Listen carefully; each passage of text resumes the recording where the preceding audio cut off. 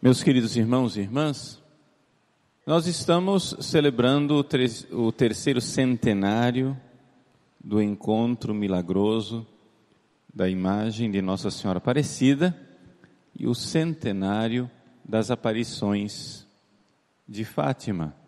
Tanto o Brasil como Portugal vivem um ano mariano. E por isso, no dia de hoje, 13 de fevereiro, queremos recordar de forma especial a aparição de Nossa Senhora de Fátima.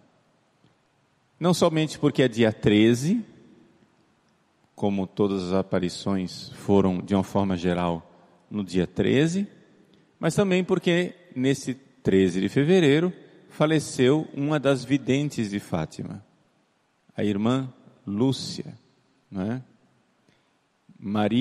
Irmã Maria Lúcia de Jesus e do Imaculado Coração. O que é que nós podemos ver de santificador na mensagem de Fátima? A irmã Lúcia, ela não foi beatificada ainda. Nós podemos ter a opinião pessoal de que um dia ela será. Nós podemos privadamente crer na santidade dela, esperando que a igreja um dia manifeste o seu parecer oficial através da investigação da vida dela. Mas a igreja já falou da santidade dos dois outros videntes, Jacinta e Francisco.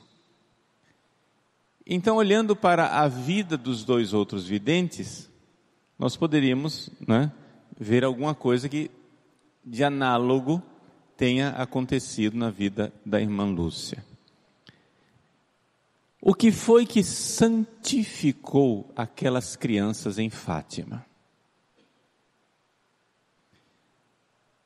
Quando foram perguntar à irmã Lúcia o que é que santificou as crianças, os dois primos dela, ela não hesitou em dizer que o que santificou as duas crianças em Fátima foi a visão do inferno. Essa resposta é perfeitamente coerente com a teologia da santidade. Deixa eu explicar. Como foi essa história da visão do inferno? Nossa Senhora apareceu às três crianças. Em primeiro lugar, ela abriu os braços e então um grande clarão de luz veio sobre eles e eles receberam uma infusão especialíssima da graça divina. Tanto que Lúcia diz assim: se Nossa Senhora não tivesse brilhado aquela luz sobre nós, da graça divina, nós teríamos morrido de susto ao ver o inferno. Porque a visão do inferno foi tremenda. Depois então eles viram o inferno. E a partir daquela visão do inferno, as três crianças tornaram-se três grandes apóstolos de oração e de penitência pela salvação dos pecadores. Por que é que eu digo que isso é extremamente coerente com a teologia da santidade? Nós sabemos como é que uma pessoa fica santa. Uma pessoa fica santa porque a graça divina concede àquela pessoa, um progresso na caridade, mas não basta somente progredir na caridade, é necessário uma purificação profunda. Então, para uma pessoa ser santa, é necessário que ela passe pelo menos pela primeira purificação, que é a chamada noite escura dos sentidos. E aquela purificação então põe em ordem as paixões desordenadas da pessoa, para que ela seja mais dócil à ação da graça divina, e então comece o seu caminho de santidade, naquilo que Santa Teresa d'Ávila chamou de quarta morada. A partir da quarta morada, da terceira para a quarta morada, vem a noite escura dos sentidos, e então a pessoa a partir dali já pode ser considerado alguém que fez o processo inicial, já passou pela purificação inicial das 3 primeiras moradas, que são as moradas dos iniciantes, onde nós miseravelmente nos encontramos. Porque não somos santos. Tristemente não somos santos. Miseravelmente não somos santos. Mas devemos querer ser santos. Devemos aspirar pelo menos até a 5ª morada. Todos nós podemos e devemos chegar um dia antes de morrermos na 5ª morada. É dever. Nós precisamos querer ser santos. Mas entre a 3ª e a 4ª morada existe então essa noite escura. E essa noite escura, para aquelas crianças de Fátima, foi a visão do inferno. Eles viram o inferno, viram a tristeza do inferno, viram milhares e milhares de almas de pecadores caindo e se precipitando no abismo do inferno, e isto para aquelas crianças que tinham recebido a graça divina, porque a Nossa Senhora abriu os braços e iluminou com a graça divina, aquela visão dolorosa do inferno, elas tinham a graça que sustentava, que fazia com que elas pudessem suportar aquela dor de ver o inferno. Sustentadas pela graça, elas voltaram dessa experiência extremamente dolorosa com um coração amoroso e missionário.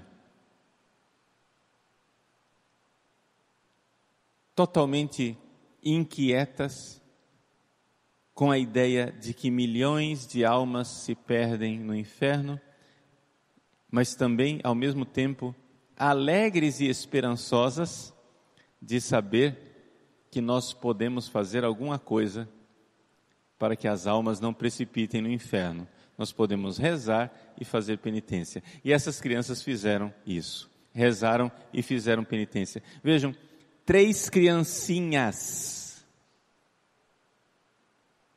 3 criancinhas fizeram penitência pela salvação das almas. Elas mal tinham saído, mal tinham entrado, na idade da razão. E mal entrando na idade da razão, elas já podiam então fazer atos pecaminosos, podiam pecar, mas também podiam fazer atos virtuosos, podiam amar. Se 3 crianças podiam salvar milhares e milhares de almas com as suas orações e as suas pequenas penitências, o que é que nós estamos esperando? Se 3 crianças, ao ver o inferno, puderam ficar transpassadas com essa urgência, a urgência da salvação das almas, e nós, o que estamos fazendo lerdamente, tolamente, quietos, sem nada fazer pela salvação das almas? Aquelas crianças ficavam sem comer, davam o pequeno fardel que eles traziam de casa com o almoço, davam a comida para as ovelhas e faziam jejum.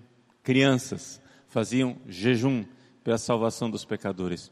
Depois ficavam sem beber, passavam sede pela salvação dos pecadores.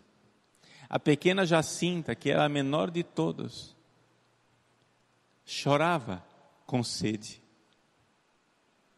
E aí a Lúcia, que era mais velha, querendo saciar a sede da sua priminha, disse: pronto, já chegou o horário que nós marcamos para sentir sede, até aqui tá bom, ali tem uma casa, certamente eles terão um pouco d'água para nos dar. E aí Jacinta, que até então tinha passado sede pela conversão dos pecadores, disse: é verdade, mas agora a sede daqui para frente já não é mais pelos pecadores, eu quero passar sede pelo Santo Padre o Papa. e não bebeu água. Uma criança.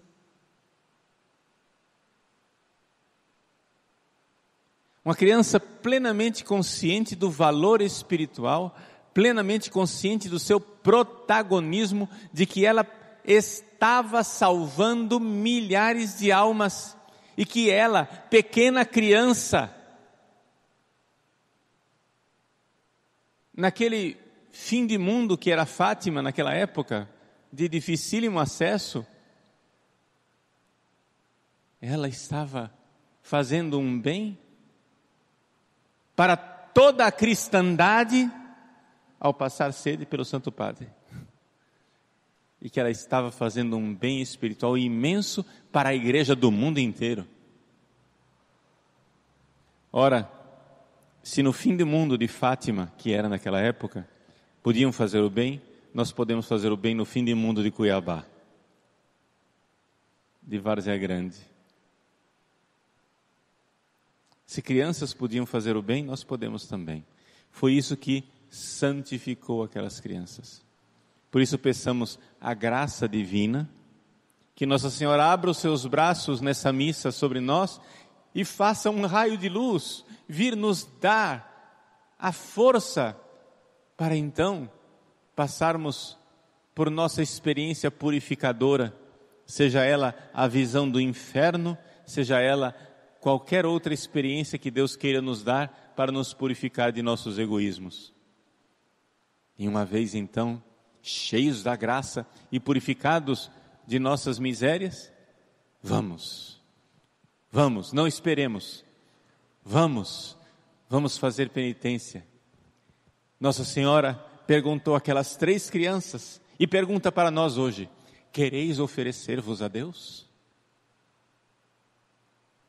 O sacrifício, a entrega pela salvação dos pecadores, a entrega para reparar as ofensas ao Imaculado Coração de Maria e ao Sagrado e Eucarístico Coração de nosso Senhor Jesus Cristo.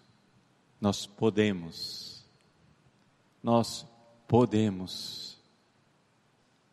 A mensagem de Fátima nos leva a ser cristãos que vivem o seu sacerdócio batismal. Assim como o anjo ensinou aquelas 3 crianças a adorar, amar, esperar e crer em Deus, por aqueles que não adoram, não amam, não creem e não esperam. A mensagem de Fátima é uma mensagem do sacerdócio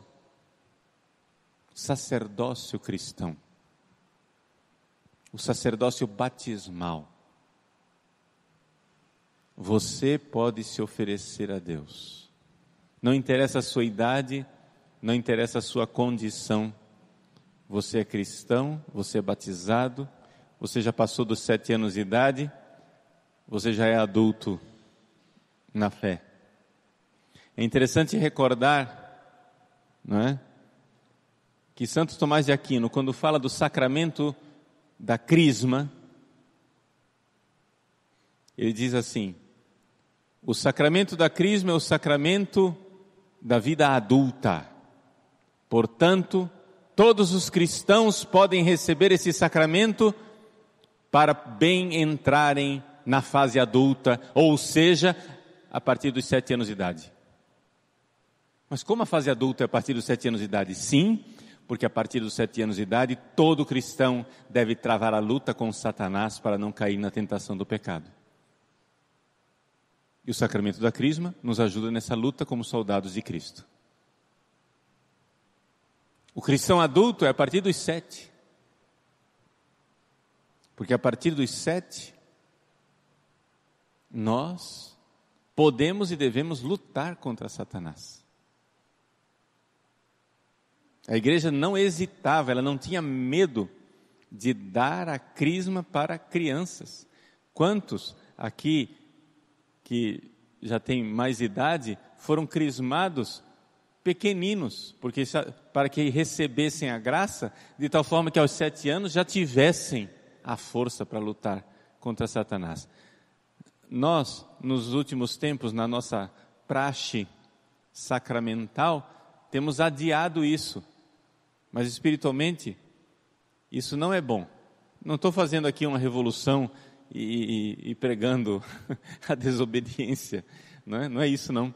Mas para nós entendermos a nossa missão, que nós precisamos ensinar aos nossos filhos a partir dos 7 anos de idade, que eles já são soldados de Cristo, já são batizados, eles já têm a graça divina e devem exercer o seu sacerdócio, já lutam com Satanás e, portanto, já podem exercer o sacerdócio de rezar e de se sacrificar pela salvação das almas. Quereis oferecer-vos a Deus? Pergunta Nossa Senhora. A resposta? Só você pode dar a ela.